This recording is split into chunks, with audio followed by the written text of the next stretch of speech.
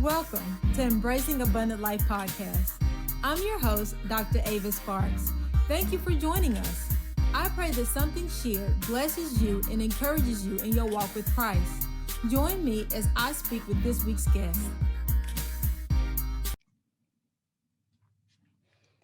Hello, everyone. Thank you so very much for joining us for this episode of Embracing Abundant Life. Today, we have with us Nisi Hill. She's the co-pastor of Theagape.church in Laurel, Mississippi, and she also is the director of the Laurel Farmers Market. Thank you so very much for joining us today, Nisi. Thank you for having me. It's my pleasure. I'm very humbled, really, to be asked to be part of your podcast. Yes, just from just your life and your experiences, there's a lot of things that I know that you manage as a wife and a mother of four and co-pastoring and all of this. And I just wanted to talk with you about faith and stewardship, just actually managing all the blessings that God places in our life. But before I go and we go into this, can you tell us just a little bit about yourself and the things that you like on the daily have to manage and go about doing? Sure. Well, yeah, I'll introduce myself. My name is Anicia Hill. Everyone calls me Nisi. And I was raised in the Central Coast area of California, a little town called San Luis Obispo. Well, actually, Morro Bay, because nobody knows Morro Bay, so I say San Luis Obispo. I was raised there, went to school, have four siblings, and my parents were educators. My dad worked as a counselor for students at the California State Polytechnic University, also known as Cal Poly. And so I say that because my parents really were the examples of Okay. what it is to be servants. They both, my mom was a social worker for the county welfare, CPS, and Mhm. eligibility worker for many years. And over the course of growing up in their household, it was just very clear that we are people that serve. And so that had a big impact on, just Yeah. kind of my life moving forward. So in 2000, I married my husband, Dr. James Johnson Hill, and we settled in California for our first 10 years. And we would travel to Laurel, Mississippi to visit his grandmother. And it was on one of these trips, as we were driving back, I really felt the Lord had impressed upon my heart that my husband and I were going to start a work. We had talked about starting a work, but at that time we were just newlywed, and my husband was an associate pastor, and so, but really, he would confess or say that he felt it as well, but wasn't sure how I felt about it. And so when I kind of brought it up, it kind of gave him permission to that for that dream Okay. to kind of take root. And so I'm excited, or I can brag a little bit on that because it was something that the Lord placed on my heart, because we feel that as a husband and wife and pastoring together, that he calls us both, and he called us both to Laurel, Mississippi. And so just a little bit about that. As Dr. Sparks said, I have four children: Samuel 17, Micah 15, Ezekiel's 14, and Gabriel, he's 6. And so as with any household with four students, four children that are in school, it's going to be a day, no day's the same. So Yes, we have yes. everything from, technology issues, and all of our students, all of our children are home schooling. So we have a little small area for our kids to have to work and do their schooling, as well Mhm. as trying to keep them engaged and be active. And so everybody's schedules are different. They're in three different schools. So curriculum and expectations are different for each child. So there's that.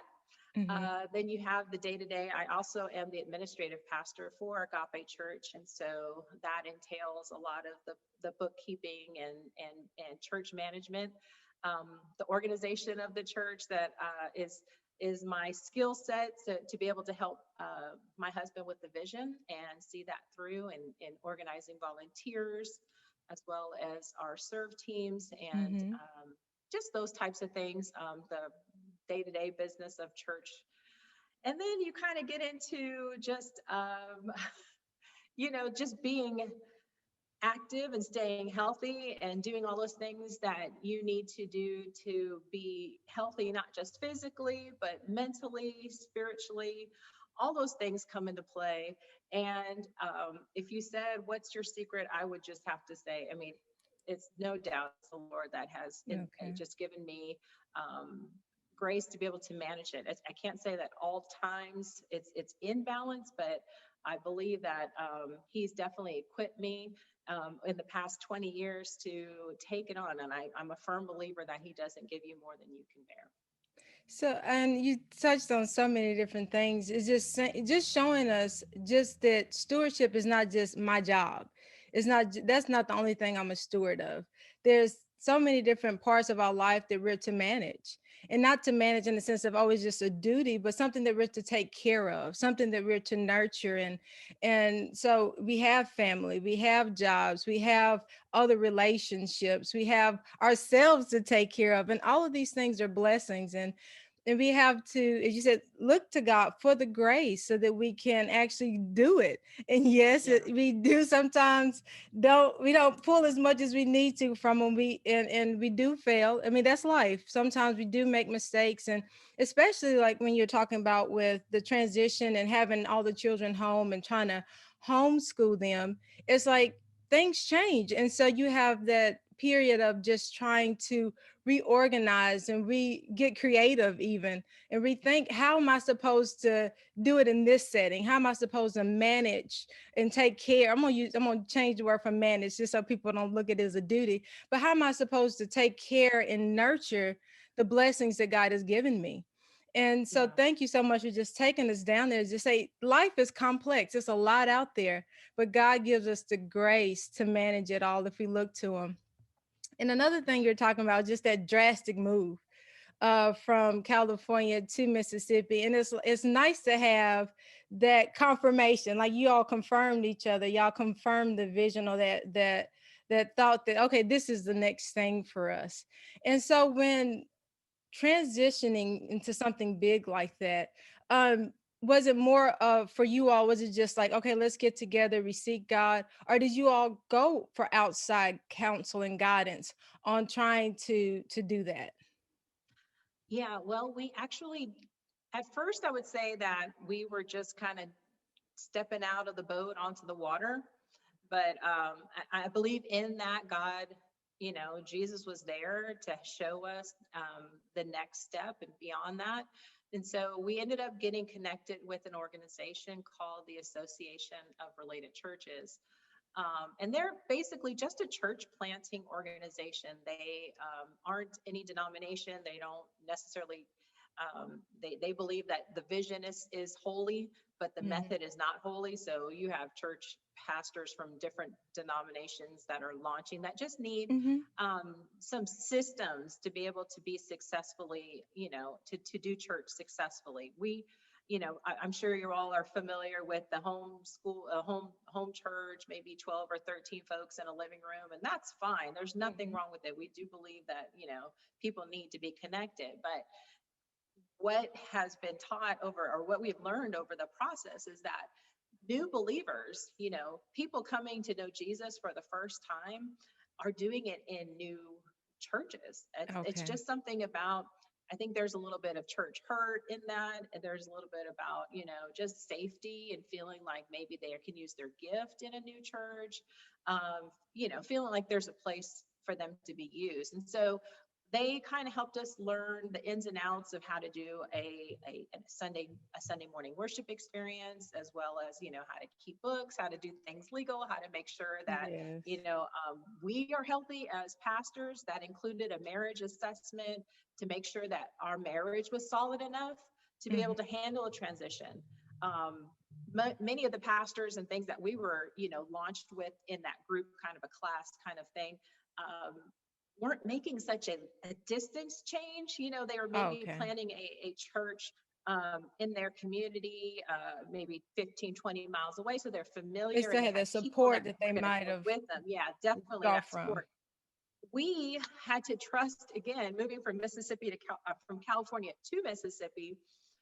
God just allowed people to get the vision and get on board. So we had a number of young, recent college graduates make that transition with us, including my husband's mom. And yeah, it was like 12 of us, 5 trucks, and 2 moving vans journeying across I-40 and I-20 until we reached Mississippi. And then it was kind of a culmination of like, what do we do? How did we get here? It's just like, what's the next step? We didn't know anybody other than James's grandmother. And so we had to get busy, and God made those divine appointments for us to meet with different people. And, we created what we call our launch team.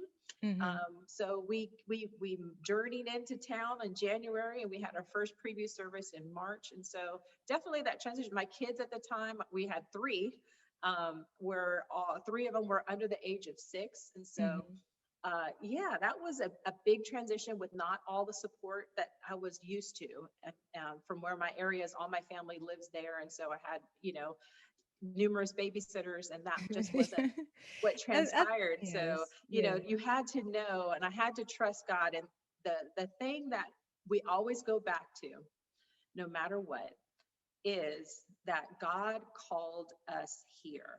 Mhm. So even when things get hard, and they will get hard, anytime you're doing something that you're stepping outside of your own ability and trusting God fully, there's going to come a time where maybe you feel like, did I really hear from God? Mhm. And that's that time where you trust the call. And adversity has happened. I'm happy to talk about it. Actually, I'm not, but I'm willing to talk about it. There has been some tests along the way, but that call has not changed, and that Mhm. call has propelled us to do the things that we're able to do or have done over the last 10 years, 11 years.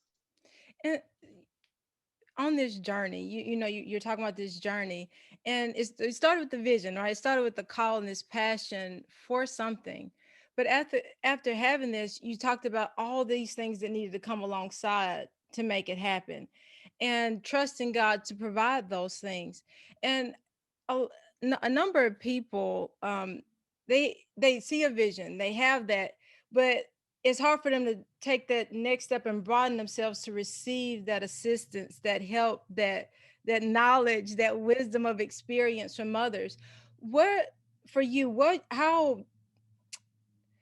level, or how much would you contribute to just other people coming alongside that vision? What difference did that make for you all? Well, the vision, to be, believe it or not, we live in a community that is diverse as far as demographics, but our churches don't reflect that. Mm-hmm. And so the vision, which was on my heart, as well as it was on my husband's heart, it definitely was on my heart, was, really to have a multicultural church in the deep South. And at the time you say those words, it doesn't sound like a big deal from California, because we have that. Mm-hmm. We have, Hispanics and blacks and whites, and it's more of a divide maybe along socioeconomic lines as opposed to racial lines. But here it's very clear, it's very evident there's still some racial division. Mm-hmm. And so that was important. I'm of mixed race heritage. My mother's Hispanic, my dad's African American. I call my family United Nations. We have Filipino, we have Caucasian, we have, Pacific Islanders. We just have it all in our family. And so that Mm-hmm. was always important to me. And I believe that God prepared me, even unbeknownst to me, because I was the first Black female to graduate from my high school. And then I went all the way to Atlanta to attend a historical Black college for women. And so there was just this very diverse background that God allowed to use to be able to do what we're doing. And my husband, likewise, he, was raised in St. Louis. His parents, unfortunately, were divorced when he was a teenager. He moved out to California, again, not knowing anybody, trusting. He knew he had a family member that allowed them to stay with him for a bit. And his faith journey really started there. And so he grew up Baptist, but went to Methodist school, and eventually went to Lutheran school. So there was just this You get, ecumenical, yes. You type wonder, background. So you wonder about the yeah, but path, but it yeah, prepares so it you really for the helped us to kind of diversity. open our hearts to those things, to just be Mm-hmm. open to being good stewards of where Mm-hmm. people are coming from, every perspective, every kind of just be open, because I think, God's gift makes room for people. Mm-hmm. Sometimes that's not as evident, unfortunately, in the church. Sounds bad, but we really want to see people use their gifts, because Mm-hmm. not everybody can be flashy and be maybe the eyebrows or whatever. I said I kind of joked on it actually this Sunday when I've talked with our kids. I said somebody has to be the pinky toe, you know. Yeah. But you try walking without a pinky toe, that Mm-hmm. becomes really evident how important that to have that balance is. And so we really wanted to pursue using people. We brought young people that were good in carpentry and software technicians and photography. And I have a background in early childhood education. And so all those gifts apply to be able to make that transition something. And I know that God orchestrated all of that. So, Mm-hmm. So if people they bring diversity, but they also bring their skills and their talents, and they're all needed to support the vision to make that thing happen. And it's beautiful, like you said, when we um, lend ourselves to being used of God and then receiving what He has, He'll put it all there for us. You don't know why you talked to this person or did this thing, but at the end you see what He was building, and it's that force we never sometimes we don't have that foresight, but when you back once it's passed and you're like, okay, I see what God was doing. That's pretty yeah. awesome. Rather, and it might have been a struggle, as you said, are struggles that come with building a vision and managing, but with God there, you are doing something that's going to be great. One of my questions is, when you're looking for guidance, when you're looking for people to come alongside with you to do something, to nurture, to build, what are some of the things that you look for? Well, there's to me, it's almost like a two-part question. For me, I would love to have, a lot of musicians maybe, or something like that. I'm just saying there's things that I Yes, personally yes. felt like I thought were important. Mm-hmm. But we soon found out that you can't have a ministry without a minister. Basically, Mm-hmm. you can't have a ministry or have vision for ministry without someone who's going to lead it. Mm-hmm. And we found out really soon that we couldn't be everything. We Mm-hmm. couldn't do all the roles. We would have been overwhelmed. We had, unfortunately, we learned early on. I would say it was one of our failures that we learned from. But we Mm-hmm. were really trying to get in the community even at the beginning, before even having a church home.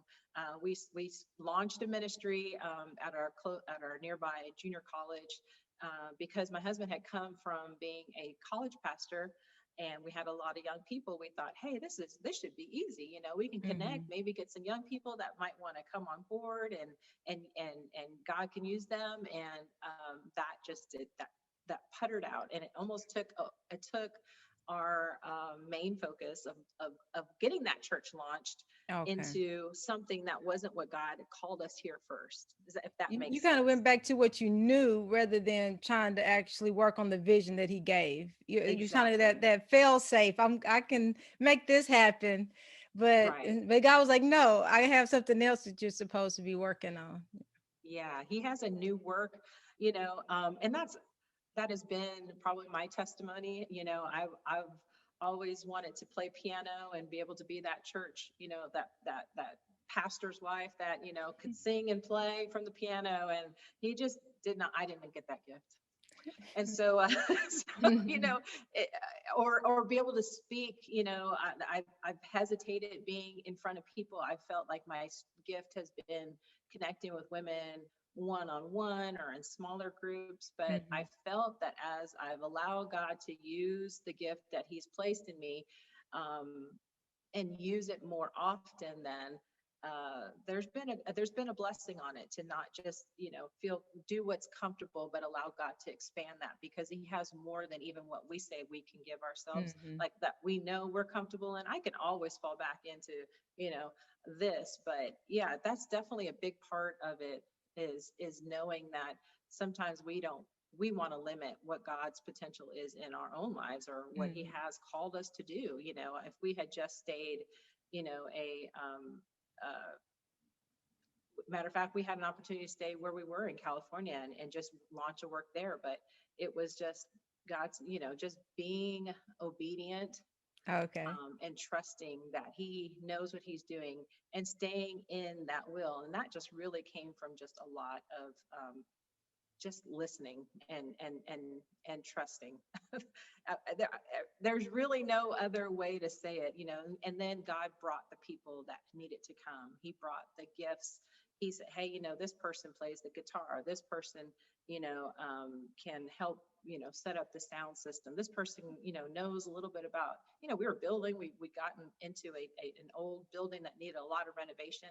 They Mm-hmm. brought two young people that had a construction management degrees, and put them to work, and saved us, thousands of dollars to be able to Yes. use them and give them work experience at the same time, because Yes. here they are fresh out of college, and they were trusting God too, because we couldn't pay them what they were worth. I mean, we had literally, college degreed, young people that trusted God with their next step, and they gave us 2 years of their lives. They poured into this ministry and got it off the ground. We are forever grateful to them, but that was all part of it, because when we said, "Do you think anybody would move with us Mm-hmm. to Mississippi?" In our own thoughts, we Yes. thought no, because I wouldn't do it. Why would I do that? And Mm-hmm. yet God, he just asked us to ask the question, and allow him to work through them in their hearts to say, yes, I want to be part of what's going on. And they came. And I think just all that you're saying is just a testimony to your faith and what a difference faith in God to provide makes for a vision. And like I said, it's just miraculous what He will do if you just open yourself up to receive it. When we're building and we're trying to make something happen and we're trying to do the best we can, when we're met with failure, well, maybe maybe sometimes we do take the wrong path, or we try to do our thing, or just when we're that growth, those steps of growth don't meet up like we want them to. How do we keep ourselves moving forward to establishing that vision, to making that thing, as we Yeah, saw the God vision, called us to do? the vision, like we said, the vision's holy. I don't think that changes. I think there's different methods to how that vision gets accomplished. Mm-hmm. And so we committed early on. Again, it really helped to go through some training. But we try to evaluate what we are doing on a yearly basis, because you can have something that works this year, and you know what, COVID happens, and you can't do the same thing that you were doing last year. You have to be able to see what works to accomplish that vision that God's given you, right? So we have a reevaluation, and we say, you know what, the vision's holy, the method's not holy. So let me give you an example.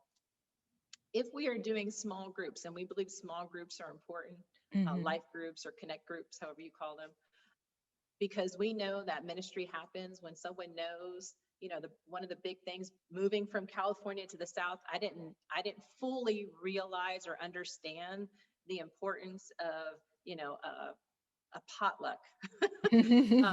We had a small group and people were bringing food. I'm like, wait, this is just Bible study, and they're like, oh no, I brought pie. Who's bringing? I was like, oh, okay, so this is part of community. And so, we moved forward doing this. So small groups was the vision. We wanted to make sure that people could connect with one another, and they Mm-hmm. weren't doing that. So we said, well, what could we do to help foster that? Because we're telling them they need to be part of it, because if if someone's getting sick and the pastors aren't hearing about it, because they don't call the pastor, they Mm-hmm. may tell so and so, but they weren't communicating directly with us. There could be an opportunity for offense, if because we Yes. live in a different culture that expects the pastor to do a lot of the ministry. we Mm-hmm. we really started to say, you know what, small groups is the way that things are going to get, people are going to be able to connect and be healthy and grow in their relationship with God, because a small group leader can find out, hey, so and so is having a baby, so and so is, Mm-hmm. maybe not doing well in their job, or they're really, struggling with their children and parenting, all that. And those small group leaders, Mm-hmm.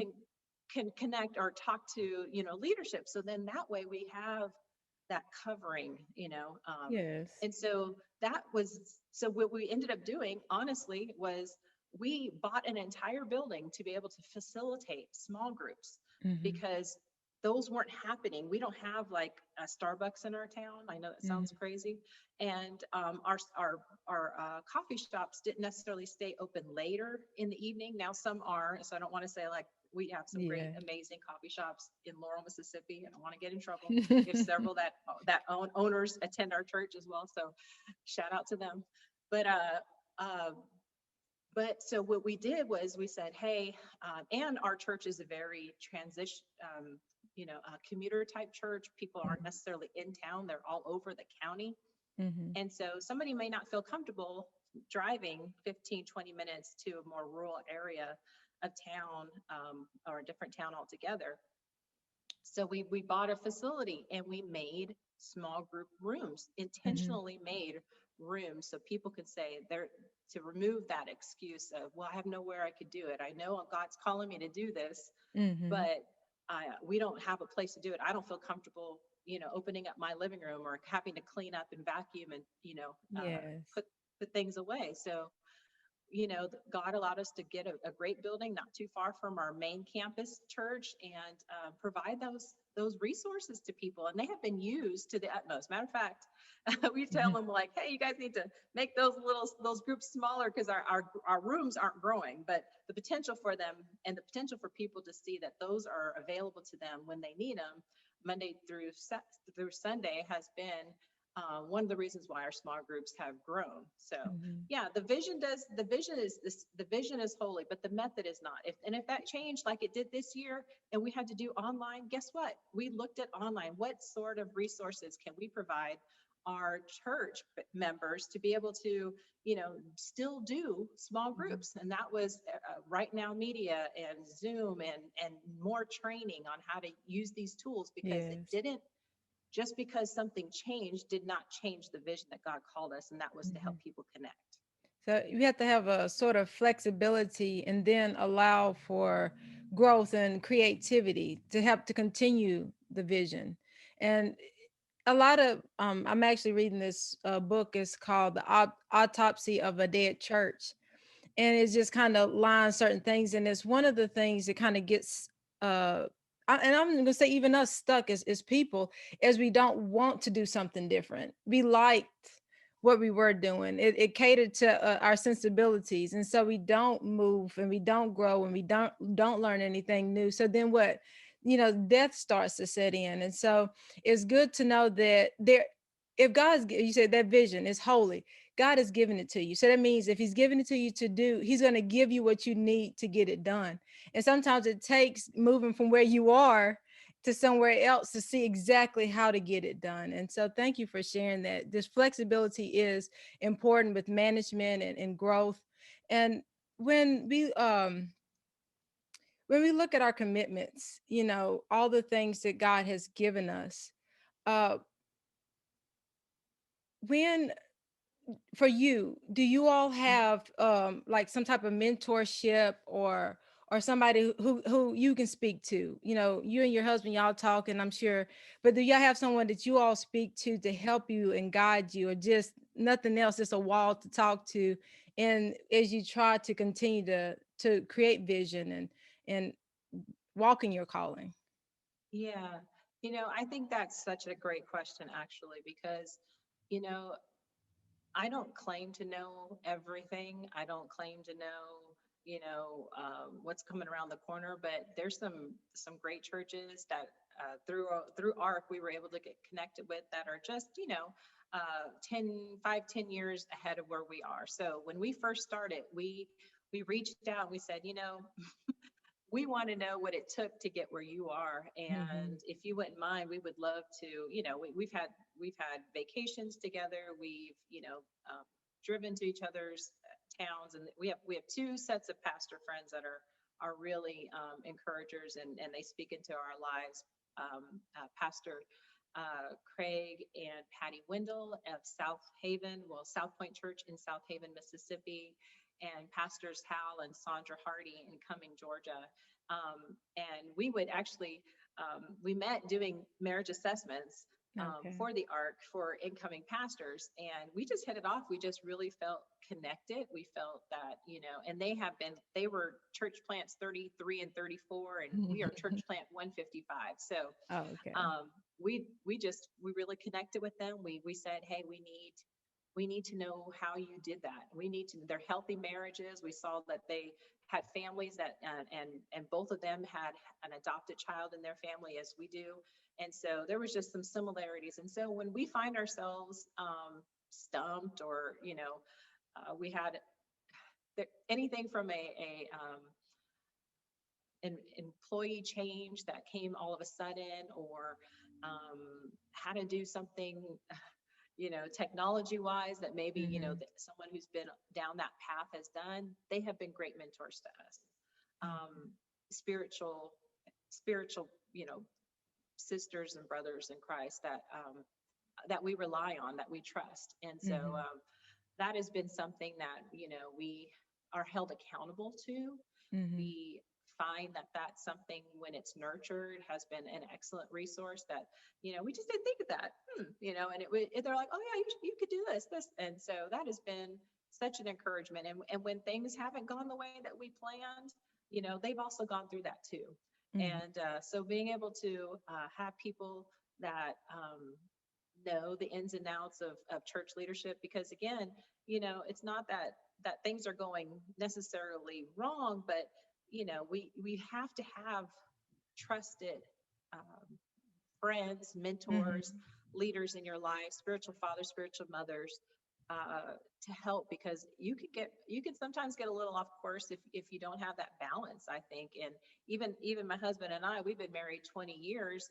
They've been married more years than we have. So Mm-hmm. if it works, if it's successful, why not glean? There's no reason to Yes. recreate the wheel, I think.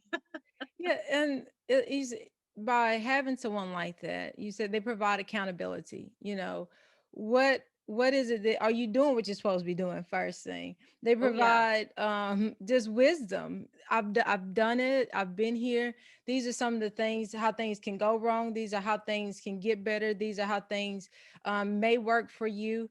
And nothing else. They can also provide just that support and friendship. And so it's nice to not just, and yes, we shouldn't just cling to everybody. We should ask God for those, because those are very significant relationships, and so we should be Yeah. prayerful about them, but Yeah. we should seek them. We shouldn't all together just be like, okay, I can do this, and just God gave it to me, I'm supposed to do it, we'll figure it out. We were built as for community. We were built to, as he said, the body of Christ. We're all supposed to be working together. So let's not isolate ourselves. Just because God gave us the vision, it doesn't mean that it was only for us. Just because he gave Mhm. us that calling doesn't mean that he didn't mean for other people to come alongside us and to help us with it. And as you were talking, I was thinking about this one instance. It was this guy. He was actually a college minister, and he was getting ready for one of those Bible studies, and he started venting. He was just like, these college students, they don't show up on time, he was just, and I was like, and I let him vent a little bit, then I was like, if they didn't show up, who would you be ministering to? you know and it's so, like, sometimes we get so caught up on what we're supposed to be doing, we forget why we're doing it. And Right. we're doing it for people. God Yeah. gave us the vision, he gave us the gift, he gave us the resources for people. And yes, people, they may not show up on time, and they might not do exactly things how we want them to do, but it's for them. And so we Mhm. shouldn't exclude them from the plan. We shouldn't exclude them from our thoughts, and we shouldn't get to the place where we're so frustrated with them, where we put a negative stamp on them, because they're Right. valuable. And we have Yeah. to see the value of those individuals, where they are in mentorship positions or people we're just serving. It's value Yeah. in all of it, and we shouldn't devalue any of it. And before we close, just talk. I mean, we could talk. Hey, I'm having fun. I just don't want to hold you too long. Um, um, when we find ourselves kind of leaning heavily towards agenda over people, what Yeah. is the thing, what are, how can we avoid it, I guess would be one question. Or when we get on that track, how do we get ourselves out of that rut of just let's do and not think, okay, the people, or beyond the, beyond that. I've found, let me use the, I have never really been good at resting, and not like I don't sleep, or my personal rest time. I can veg out, no problem. But I mean, when given something to do and then accomplishing it, I think there's been an emphasis, and I told somebody this recently, to celebrate a win. Mm-hmm. And by that, what I mean is you have a group of people that believed enough in that vision to come alongside you. And then when something's accomplished, we have to celebrate those things. We have to celebrate their, their way, their commitment to see it through. Mm-hmm. Um, Whether or not it was as big, if that's an attendance thing, or, you know, um, I don't know if maybe you thought of something it'd be bigger, whatever. Um, we celebrate the win, because that tells people that they're appreciated. Mm-hmm. There's nothing else. If there's nothing else we've learned, it's that we try to celebrate people, even in their baby steps, Mm-hmm. because that encouragement goes a long way. There is a unfortunately a lot of hurt from from people's past with ministry. Mm-hmm. We can give grace to everybody. When it comes to the church, it's like zero grace. They better get it right, or I'm going somewhere else. And that's dealing with people. But I think big thing that we've learned is how to celebrate people.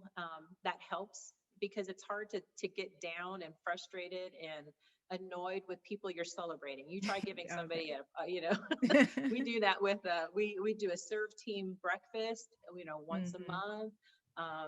Pre-COVID, we would do quarterly celebrations of our serve team. Every serve team would be, noticed and given, you know, merch and something that just said thank you, because we could not do it without people. Mm-hmm. And so, although attitudes have changed, some people's hearts may not be in it. One of the things I learned from my mentors in transitioning, because you're dealing with people, is when people are for you, you can't make them leave. And when they're not Okay. for you, you can't make them stay. And Mm-hmm. so if you get in a place where people are having bad attitudes and don't want to really show up because I don't really want to do it anymore, um, that's just something that you have to understand about church life, about dealing with people, because they are going to fluctuate. Mm-hmm. And sometimes it's a matter of just they're growing out of their position that they're in, and they're ready for more responsibility. And we as leaders have to recognize that and make room for that, and not see it as a threat to our kingdom, if so to speak. Mm-hmm. There's plenty of work to do. Harvest is ripe, but the laborers are few.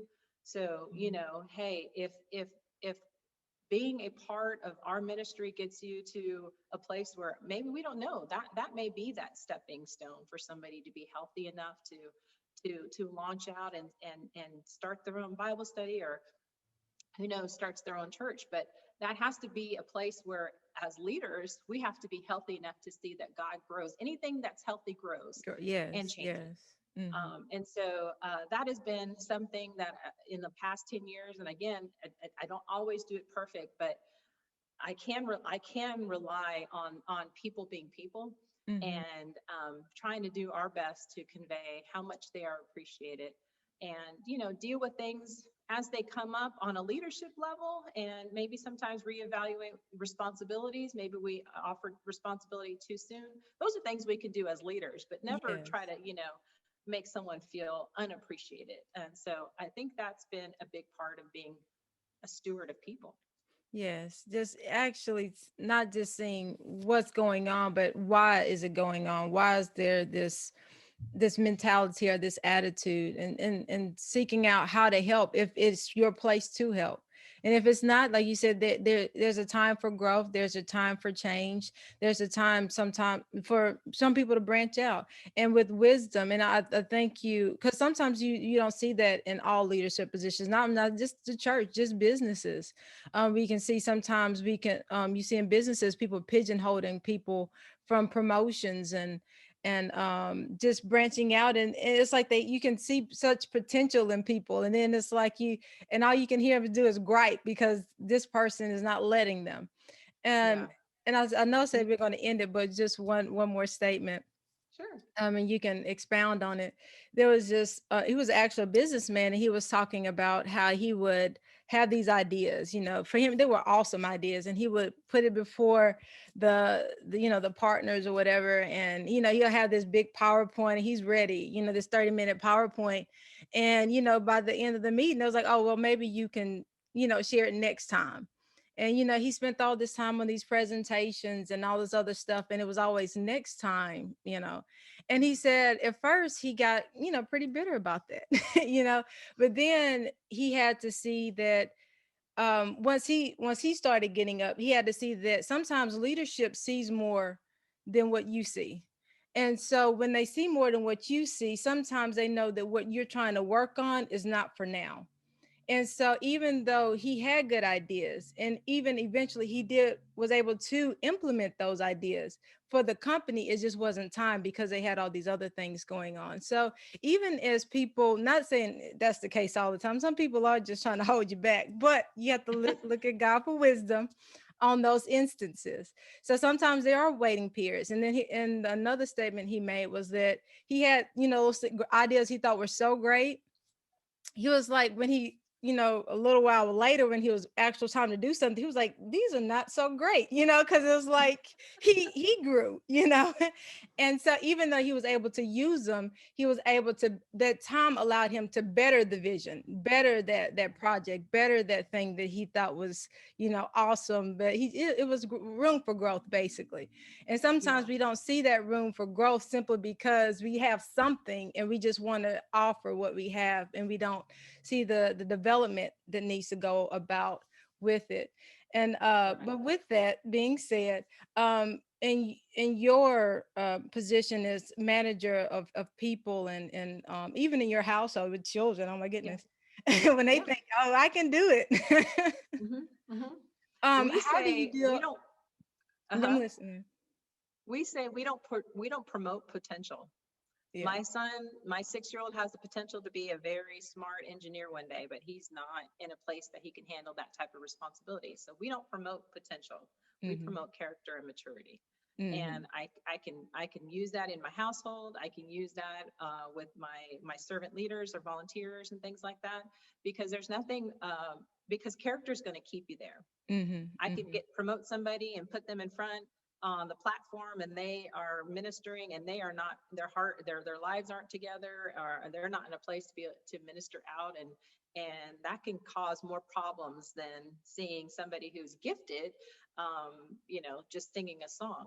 That's Mm-hmm. not going to do, at least in church business, what we need to be done. We need somebody who can handle the weight of ministry. Mm-hmm. And it's been probably over the course of being married to my husband, because my husband is a very high level thinker. I'm probably, for years, was called the dream killer, which at first hurt my heart.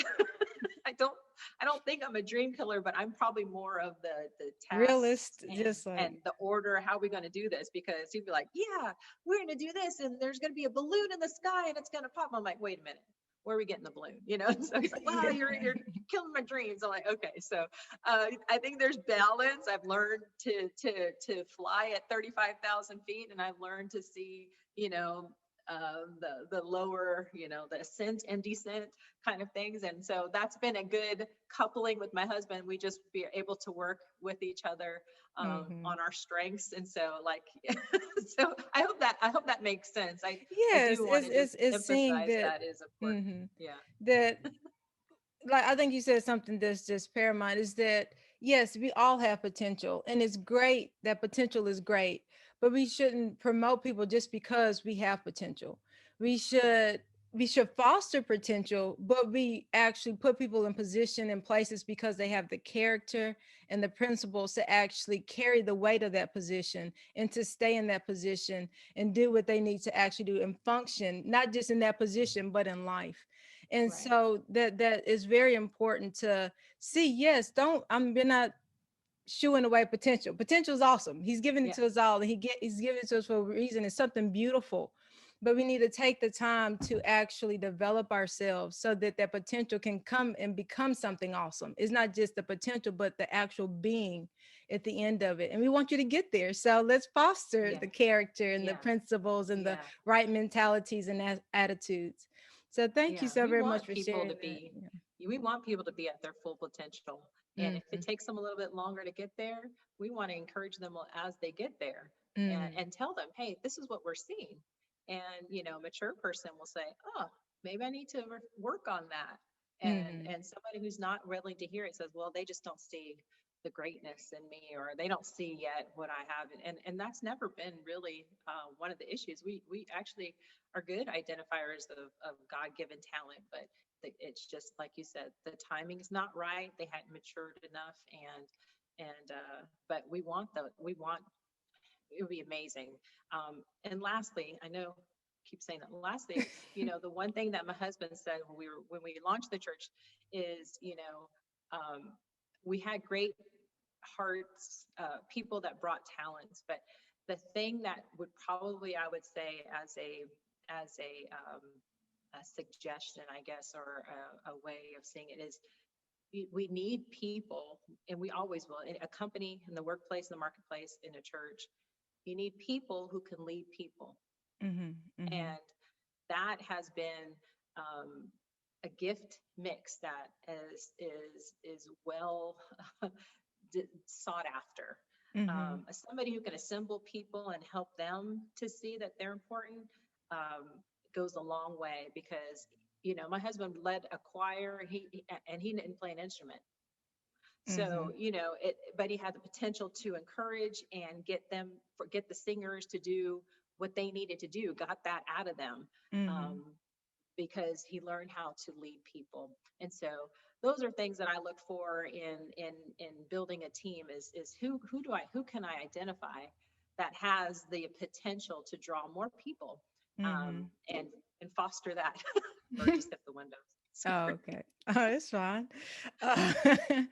Uh, so like that's awesome. Is not, and I know we keep going, but it's just for me, I guess, because I've been reading so many different books, but Yeah. that whole thing about leadership, and I actually have it on my desk now about J. Oswald Sanders, spiritual leadership. And he was like, that's the thing. It's okay, everybody wants to be not everybody, some people I know honestly. He said usually the people who don't want to be leaders are the people who should be leaders because the humility of it all.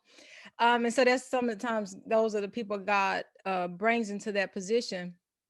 But the other thing was that to be a leader, you have to be willing to put forth the work. It's not just, oh, it's a glorious position. He was like, no, the reason in the scripture, being Paul wasn't easy. He was being persecuted and everything else. Being people of leadership is not an easy thing, especially in the church. We can make it look glamorous if we want to, but there's a lot of weight to it. And so if we want to be a good one, not even in the church, but just a good leader, it's something Yeah. that we should work at and something that we should take the time and grow ourselves in. It's not, you don't just reach a plateau and say, I've made it. It's a thing Right. about growing. And as you talked about the people that you look to for mentorship and accountability, they may be a little bit ahead of you, but they're continuing to travel. They didn't stop there, right? So Right. they're continuing to travel, they're continuing to move, and as you move, you pull up people, and as they move, they pull up people. Leadership is like, if you're not going anywhere, where are you leading people to? And so we should always be trying to grow as just leaders of your home, leaders of your whatever you're a leader of. You should always be trying to grow and be taking people somewhere. Thank you so very much for joining me for this conversation. Thank you for your valuable experiences and your and your wisdom in your journey that you've taken so thus far as you journey and continue to grow in your leadership and doing awesome things for God. Is there anything that you would, well, I've been doing this and I would like for you to do it. What would be your prayer for those who are in positions? There's like, how am I supposed to be managing and nurturing where I am? I may not be over a church, I may not be have a business, but me, for what the blessings God's placed in my life, in my hands, what would be your prayer for them when they're at a place where they're just struggling just to find direction on how to do it? My prayer is when you find yourself being frustrated, focus on the vineyard you're in. It's kind of along when you put the work into someone else's vineyard, I believe God blesses that. And He's going to give you what you need when it's time for you to have your own vineyard, sort of speak. And so I don't. I think seasons are important to recognize. You know, when I moved from Mississippi, my children were small. I wanted to go alongside my husband and go out and meet new people and invite them to church and be part of that team. But my season was being a mom first and making sure that my kids transitioned well and they were healthy. And so I really I poured myself into that vineyard of making sure my kids were safe so they could accept the responsibility of ministry that was even going to be placed on them as now pastors' children. But so I would say to people, my prayer is for them to not see where they are as a negative. Use that as experience for when they are going to be where ultimately God has them to be. So that would be the main kind of prayer for people to see God even in, you know, even in, I don't know, what's a good word, the unsatisfying place, I guess would be a good word. Yeah. Does that make sense? Does that make sense? Because it's not where you're going to always be, but you can learn even when I was here, when I went through this, when I, you know, was just, carrying, or cleaning the bathroom at the church. And I did that because I've done every job. There's nothing in the church that other than some of the technology stuff, but the heart of it was there's nothing I would not do in the church. I'm not above cleaning a toilet. I'm not above, wiping up spit up from a baby in the nursery. I'm not above those things. If God called me to pastor a church, and now he's called people to come alongside to help that vision to manifest. But I don't forget those places. I don't forget small humble beginnings, because there were times where, and this was something I learned also from from our mentors is, those small beginnings, we wanted to walk right into a big thriving ministry with, hundreds of people. But honestly, I look back on those beginning years with just gratitude and humbleness and awe that he used even me. He used us because we have learned. I mean, I look at some of those sermons that were done back then. I look at the condition that we were, our building was in and facility wise, and just said, whoa, but God has taken, he's allowed us, because we were able to be good stewards of what he's given us. He's blessed us abundantly. And so don't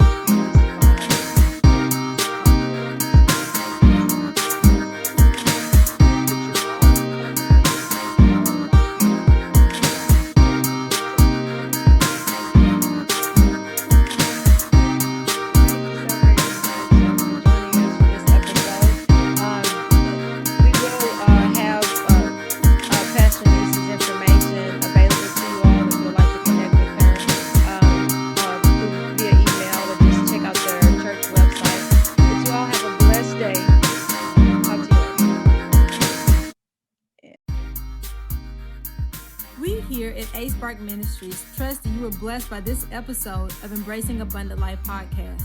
Take the opportunity to subscribe and share. I look forward to hearing from you, so contact me by emailing avis@asparkministries.com and send me your prayer requests, your questions, your impressions, or your topic ideas. If you'd like to find other inspirational material or devotionals or videos, visit asparkministries.com. Also, remember to follow us on social media. We are on Facebook, Instagram, Twitter, YouTube, and TikTok. We are here to ignite a spark that inspires. We pray God's grace and wisdom walks you through this season.